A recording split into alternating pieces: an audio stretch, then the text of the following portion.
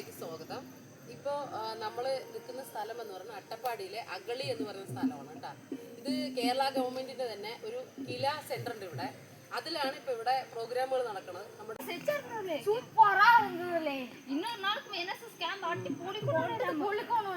இதே மாதிரி வாய்ப்பு கொடுத்து சத்தியமாக விடக்கணும்ல கொஞ்சம் பேர் மிஸ் பண்ணித்தரேன். நான் லக்கி கேட்டா அதே மாதிரி நியூ இயர்க்கெல்லாம் சம்பாதிக்கணும் கேட்டா இவரது கூட இவ்வளோ சந்தோஷமா நம்ம நியூ இயர் கொண்டாடிக்கோம். ஆனால் NSS സൂപ്പറാട്ടാ സമ്പാദിക്കണം. ഇവര് പറയുന്നൊന്നും എനിക്ക് മനസ്സിലാവില്ല കേട്ടോ.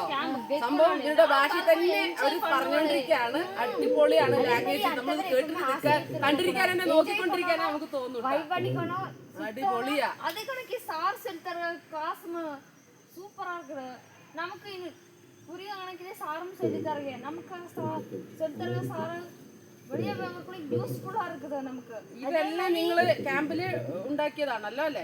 സൂപ്പറാ ഉണ്ട് കേട്ടോ. അടിപൊളിയായിട്ടുണ്ട്.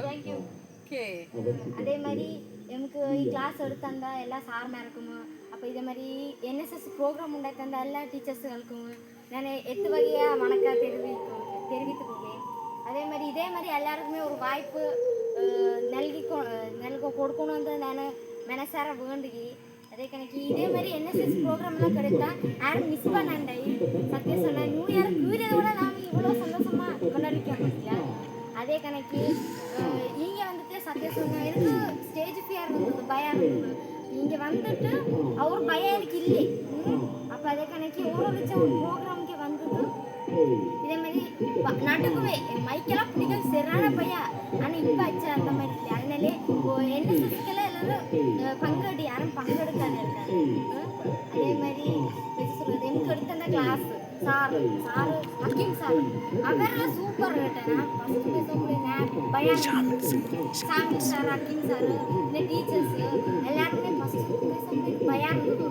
நீங்கள் பின்னே வரக்குள்ளே അവരെ ഫ്രണ്ട്ലിயாக പേശിയിരുന്നത് ഞാൻ നിനക്കവേ അവരുമായിട്ടുള്ളൊരു ബന്ധത്തിന്റെ പേരിലാതെ സ്നേഹമായല്ലേ? ഞാൻ വിചാരിച്ചില്ലേ ഇത്രയ്ക്കും